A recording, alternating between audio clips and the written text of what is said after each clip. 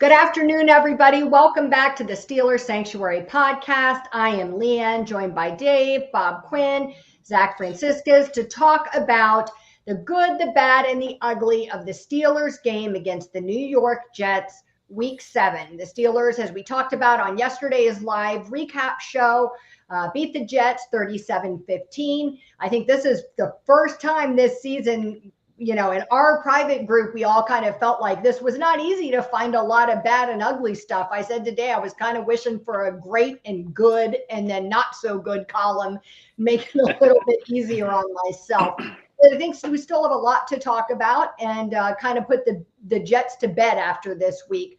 Let's just start up right off in the top corner with Bob. What was your good this week?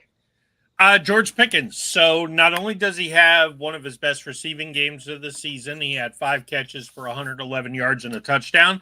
He also was the highest rated run blocker for the Steelers. And I think you really saw it as the second half wore on and Pickens was on the field because, number one, I'm sure Wilson said, hey, I got to have the threat of that down the field moonball.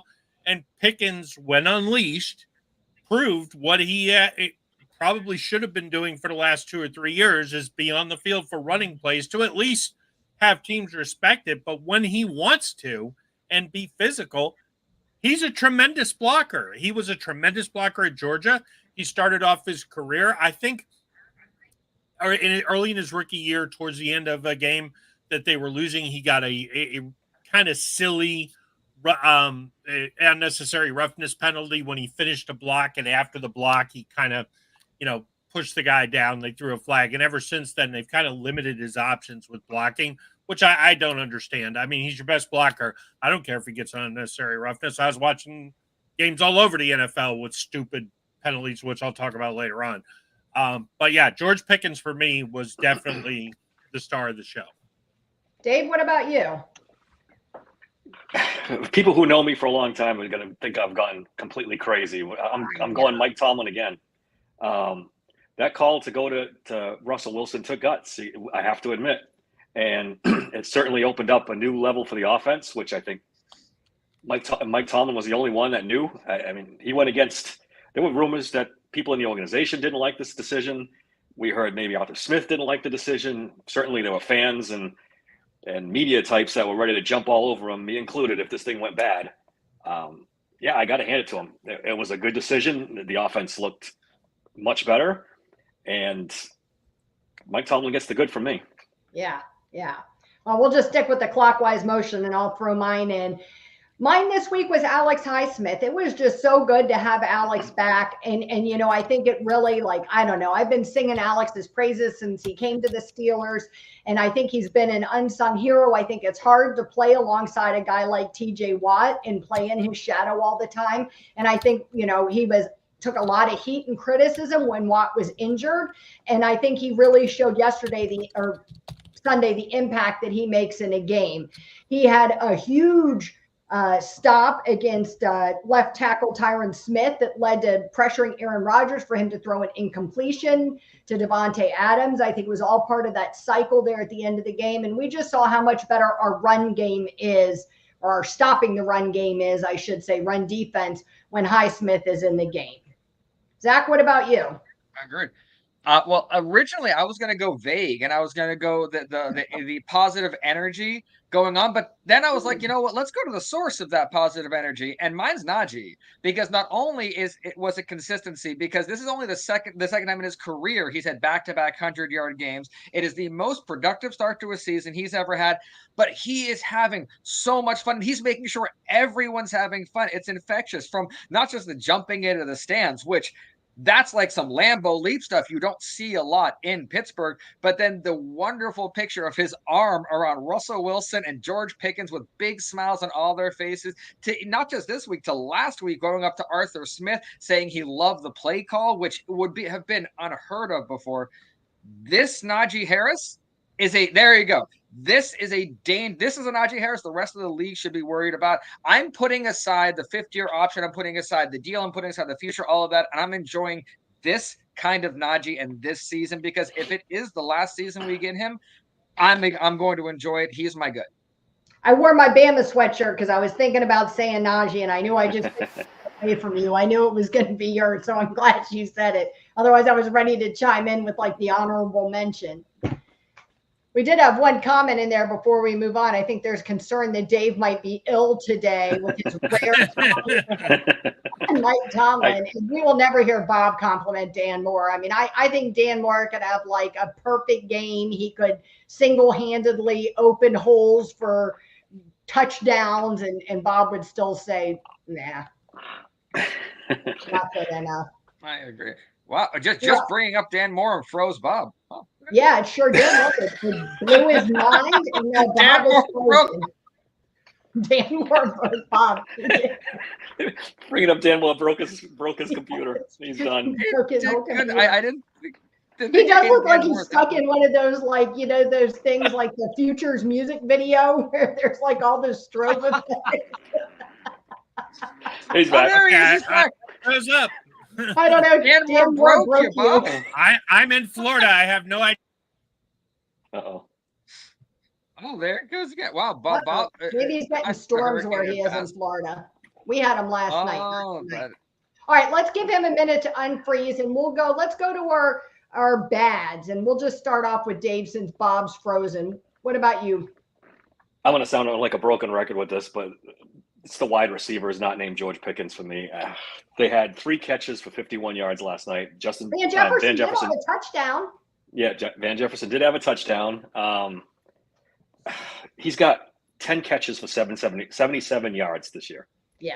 That's your number 2 wide receiver. It's just not good enough. I know we've been talking since March about trading for a wide receiver, and they got to get it done soon. Kupp's name come back up again today for the first time after hearing that he was off the table. I heard he might be back on the table, so that's interesting. There was talk that he's being shopped around by the Rams, like they were aggressively shopping him. Yep. So that would make my day. Him over on the south side, please. We could use him. Exactly. Yeah. Omar, wake up. Let's go. Get this deal done. Yeah, maybe we could take up like a GoFundMe. I'll be the first contributor. I will be the first contributor. Yeah, they have to do something. This isn't good enough. I mean, even for lower expectations, this is still pretty bad. Yeah. I mean, if you're going to have Russell Wilson your quarterback the rest of the year, he's going to need some help. You know, I keep worrying about what happens if, God forbid, knock on wood, Pickens gets hurt. Then what? You know what I mean? You can justify it right now, like you can get away with this with Freiermuth and, you know, Darnell Washington and, you know, whatever, Jaylen Warren and Najee catching some passes. What would happen if somebody got injured? I mean, we'd be in real trouble. And the way the injury bug has bitten us this year. I can't even fathom this offense without George. I can't. And people already know we're desperate for wide receiver, so they know they can, you know, milk that a bit. If Pickens goes down, they can ask for 3 firsts if they want it. Yeah. They know how badly we need it. So that desperation goes through the roof. So right off the bat, we're talking about, are we willing to sacrifice the future now for wide receiver? Do it now, or you're going to sacrifice 3 futures like the Washington did with RG3. Yeah, that's a really good point. What was your bad, Zach? My bad was Collinsworth. Because there wasn't watch it. Your computer's going to freeze up. It is so painful to me to listen to him, and I've listened to commentators that are biased, and I've heard that. But Collinsworth is a fame chaser, and I will say this again: who was bad at his job. He looks at things through a snapshot, comments singularly on that, and apparently is afraid to comment on the game happening as a whole.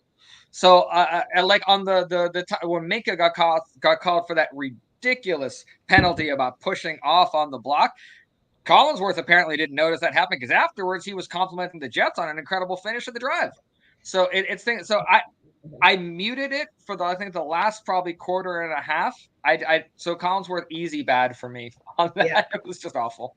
Yeah, the Collinsworth drinking game last weekend or this past weekend was how many times he talked about Rodgers and Devontae Adams smiling together during that meeting. I was like, I cannot take this story anymore. And then it was like when the game wasn't going well for the two of them, and that was his narrative, like already predetermined. It was like he didn't know how to move on to new material. It's always what it feels like with him. Yeah, he's miserable. He's everybody's bad. Well, hopefully Bob gets back to us soon. My bad this week was the fans. I had a really hard time coming up with something bad, but to hell with all those haters who didn't believe in Mike Tomlin, myself included a little bit. I mean, I definitely didn't. There he is. He's back. Uh-oh. Jinxed it. I think he's something us on purpose, freezing in these like ridiculous poses. Are you on what? I don't know what's going on with my internet. That's crazy. Are you getting storms right now? It is actually thunderstorming in Jacksonville. So Yeah. That's probably what it is. Oh. Yeah.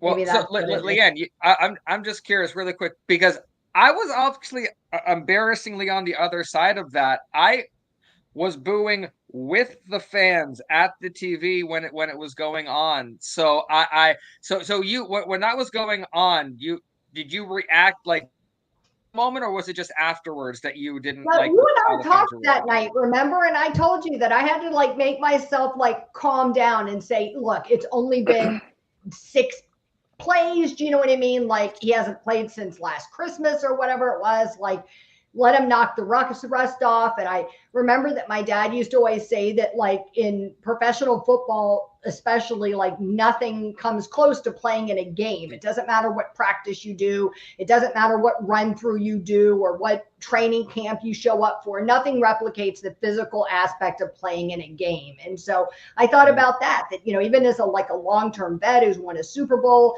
yes, he has all these tricks in his sleeve, but you know, I don't know. It just seemed to me like we should, you know, give him a little bit of time. But yeah, so between the fans that all booed, you know, Mike Tomlin and second guessed him, which I admit I was right there among them. You know, I was happy with Fields. I keep labeling it the Kenny Pickett effect. You know, we don't know what decent quarterbacking looks like. We haven't seen it in a long time. And so, you know, I was right there with everybody. But then the booing in the crowd, I don't like that. I'm not a big fan of the booing. So that was my bad. What about you, Bob, now that you're back? Yeah, so my bad is, look, did Russell Wilson look bad for a little while in the game? Yes, he did. I mean, there was a spot, and when talking about when they were booing, I don't know that you needed to go to booing it that quick, but boy, there were some really ugly throws, especially on checkdowns. But then he kind of got it together. And what I don't understand is our good friends at PFF graded him at a 64.1 for the game. It's one of the lowest ratings they handed out this week. Not quite the lowest, but just as comparison, Justin Herbert, which a lot of people didn't watch that game last night because it was on ESPN Plus. I know I didn't get to see it because, you know, I already pay ESPN enough money. I don't know why I had to pay extra for it, especially a game like that. But Justin Herbert was okay, and he got almost a 90 score compared to Wilson, who throws 264 yards, you know, accounts for 3 touchdowns. And yes, I do understand. I'm looking forward to hearing the explanations later in the week when they go on with the local radio in Pittsburgh. But were there some balls that were a little underthrown and maybe could have been intercepted on those moonshots? Yeah, sure. That's possible. But I mean, what are we doing, guys? I mean, at some point, don't you have to actually watch and understand that the guy who wins the football game by 22 points and throws 2 touchdowns and a bunch of big plays did a lot better job than the guy who lost the game 17-15 and only put up a touchdown? I mean, come on, let's get real, PFF. Yeah, 100%. I think that was actually worked out pretty well that you kind of came behind me with your bad. So that actually worked out really well. All right, what about ugly? Zach, you want to go first this time? Yeah, my ugly is toss plays. Why are we running toss plays? And if you're running them, why are you doing it to Najee? We have a Warren. That's what he's there for. So that's probably the only thing that, from a play calling perspective, is still frustrating me, because yet again, that's the point where I'm like, I still feel like I know better than you when it comes to those plays that we should. Because the first 2 games, when they didn't work, I'm like, okay, throwing stuff at a wall. We're going into week 8. We should at least know how. So the fact that we used it as consistently as we did, and I think, and correct me if I'm wrong, I can remember the Najee touchdown, I think, from last game was the only successful version of the toss play we've seen. So I don't understand. So ugly, Arthur Smith, please fix that. Now I had to dig to find that ugly, So I'm happy for that, but Yeah. it's still an ugly. Yeah. Bob, what about you? So my Yeah, ugly go last ahead. night was the officiating, or Sunday night was the officiating. Okay, Oh, good. I'm glad you you're guys hear me? talking Hear about me? that because we ran out of time in the show yesterday and really wanted to cover that. Yeah, I mean, the Minka call was bad, but it wasn't the only bad call. I don't understand at this point what these officials are trying to do. I was watching the Ravens Buccaneers game last night. It was a joke. I mean, our game there were bad calls. Every game there's bad calls, and I know there's guys like Jerry Jones out there who think it's good for the league. People are talking about the league, but this is too much now. You are a multi-billion-dollar business. You are the only league in professional sports who does not have full-time officials, and it shows. It's ridiculous. I mean, I saw the one play last night that was a roughing call that the guy was just making a play on the ball. I mean, we had it a couple of weeks ago. I mean, luckily it didn't cost us the game last night, but there were multiple calls. A couple of the holding calls too, I thought were really ticky tack on Broderick. I thought, here's something nice about Denmore. I thought his holding call was BS. It Okay, was. I didn't think that was a holding call, and it almost seems like the referees go in predetermined that hey, these offensive linemen, these guys hold, these guys don't. So if a big play happens and it's anywhere near him, I'll toss the flag. It's got to stop. It has got to stop. I know Tomlin talked about how he got an apology at his press conference today. You know what? I recall Bill Cowher when he ran and stuffed it in the officials, in awesome. the officials' pocket. What good does an apology do me after the game? Yeah. I mean, what good does that do me? It does me nothing. You want to apologize? Okay, fine. Call down from New York while the game is going on, stop the game, fix the mistake right on the spot. Don't tell me you don't got anybody watching and you didn't blow and you knew that you blew the call. You knew you blew the Minka call. Why not fix it? Yeah, it felt like that 2-point conversion was going to be huge in that game too, right? Yeah. And it had the potential, and that's the thing is, it didn't cost the Steelers this game. It didn't cost the Jets this game. Do you know what I mean? There was bad calls to go around. It didn't cost either team this game, but it has cost teams games in the past. Do you know what I mean? And in the Steelers and other teams, and that's huge. And that kind of stuff just isn't okay. It's the difference between making it to the playoffs. It's the difference between progressing in the playoffs.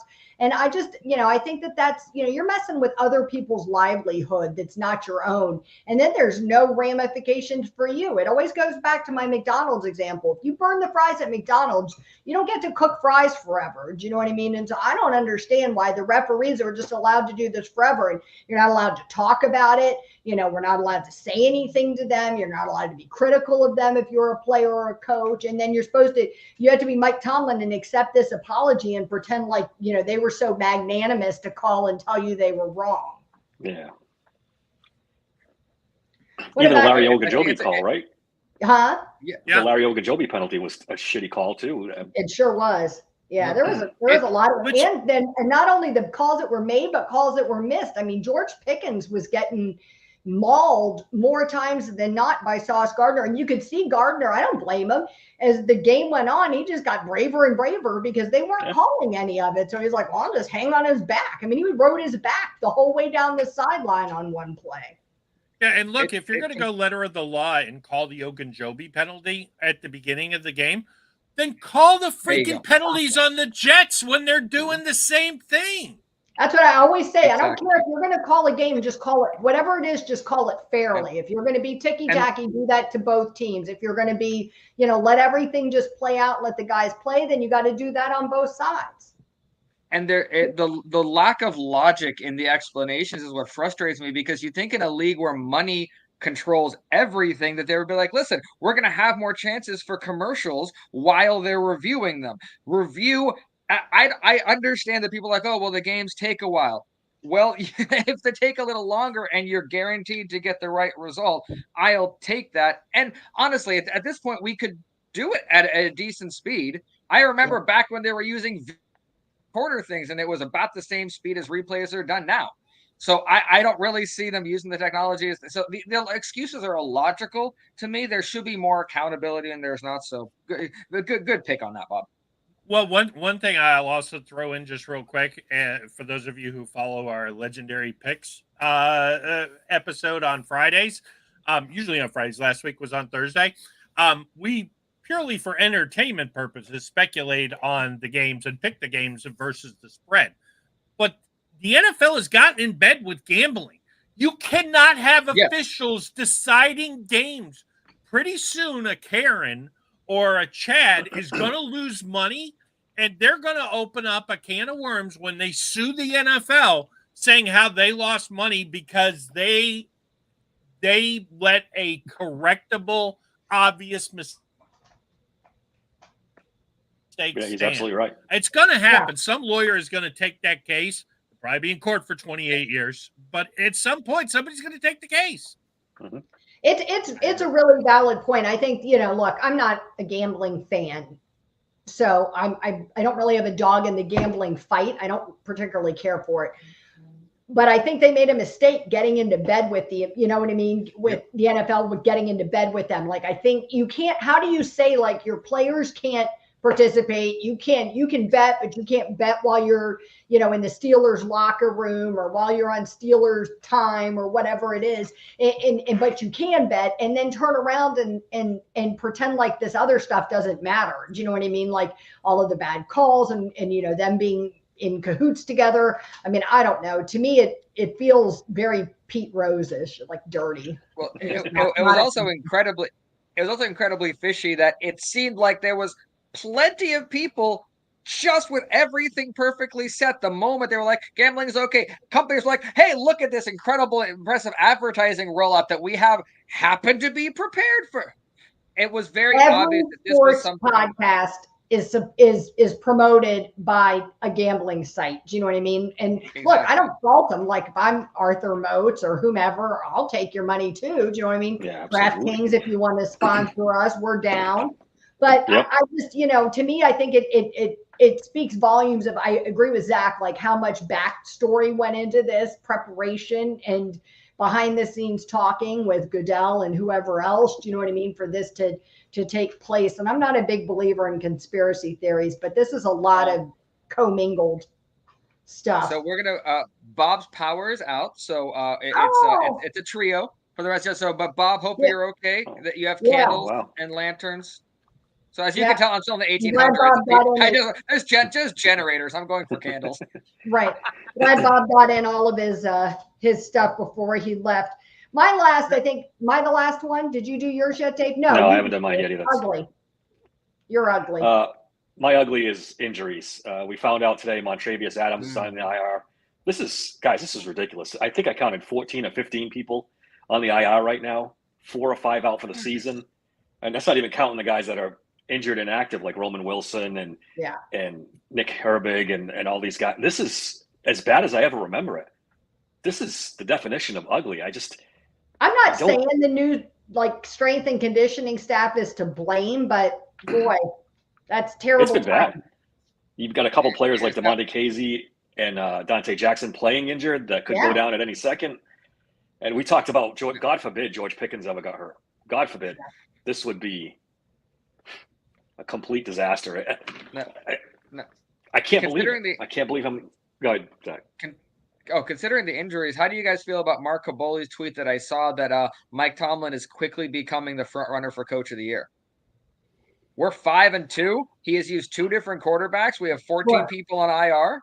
I think his badass decision to switch quarterback makes him leapfrog over a couple of people he might not have otherwise. That was a really risky decision. And he got national attention for it, a lot of it. Yeah. If he makes the playoffs with Russell Wilson, he's going to win it. And win. He's going to absolutely win it. Yeah. He's a lot. I don't think there's another coach in there. There might be other coaches that would make that decision. I don't know any other coach that would wait until Sunday morning and go, tell everyone it was me. Or let the wide receiver break the news.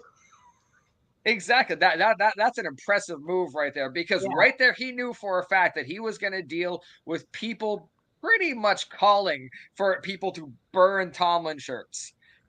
Yeah, I mean, And there was a lot of people ready to go, including me. I'll be honest. Yep. Yeah, Because I didn't yeah, I agree with the wasn't decision. happy. I thought it was a wasn't bad happy. decision. there's a voice message somewhere in my family football chat that says, "Guys, if this keeps going, I'm already making notes for my Tomlin has ruined the franchise with arrogance." Oh my goodness. I had my article. I'm like, if this keeps, Yeah, I've never quite gone So, that yeah. far. I kind of stay right in the middle lane. Like I don't, I don't swerve I swerve more over to the Tomlin's a genius side than Tomlin's ruining the franchise side. But I tend to be that fan anyways. I'm a pretty positive fan most of the time. But Now, I didn't, I we will- talked about it on the show before the game, and we were all pretty confident then that Russell Wilson was going to start, even though we didn't know for sure. And I think all of us were pretty much in agreement that it wasn't the greatest decision. So I think it was. I think it'll be interesting. It'll be interesting to see how this plays out. Got to be able to do it more than once. That wasn't just our season. So see what he does There you against go. the Giants this week will be interesting to see. So playing through injuries is a good tie-in to my ugly, which is Broderick Jones, because I still maintain I hope he's playing with some kind of an injury, and that explains what's wrong with him. He's still, I didn't make him my bad this week because the fans could have just as easily been the ugly. I made him the ugly because he looked better this week than he did the week before. But I mean, still just struggled. He just got beaten on pass pro. He just, the game went on. It felt like he was getting like fatigued and couldn't keep up. Do you know what I mean? He got slower and slower as the game went on. He has had 5 sacks already this season on him, which is, I mean, tremendous in 7 games. In this past game, he had 3 press, 2 hurries, and a sack. And I had an interesting. His overall grade from PFF for this week was 49.8, and his overall grade for the season is 45.9. So that's pretty low. But I really brought him up because I thought Arthur Moats brought up a really interesting point about Jones on his show that I hadn't thought about before. He had Darnell Washington on his show a few days ago as a guest. And Darnell, he was asking Darnell, he always asks, like, what was your welcome to the NFL moment? Like, what was hard for you? And Darnell said the hardest thing for him coming from the University of Georgia was this adjustment to having to be good every single snap. He said at Georgia, everybody on their team was so good, so much more superior than the people they played, that you didn't have to be 100 every single snap because the person next to you was. And he said, that was a real adjustment for him coming into the league. And Moat said it got him really thinking about Broderick Jones. And he said, I went back and watched film and when he was at Georgia, and he kind of looked like this, where like some plays he kind of took the play off. Do you know what I mean? He didn't give it full energy. And he said, I don't know why that explains why he was better last year. And he said, but I feel like, when Washington said that, it kind of clicked in my head, like, is that what this kid is doing? And he's got to realize sooner rather than later that doesn't work at the pro level at all. Like, you have to be 100 every single snap.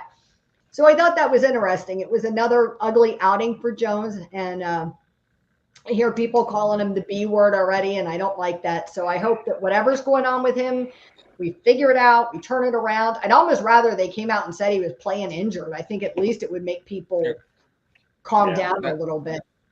Yeah. Feels like he loses concentration at times, doesn't it? Like, yeah. He's been plays where he doesn't even know what the snap is, what's going on. Like, he just zones out. Like, I watched another video somebody posted from the Jets game, and the defender just like walked right by him, and Jones was like watching him go.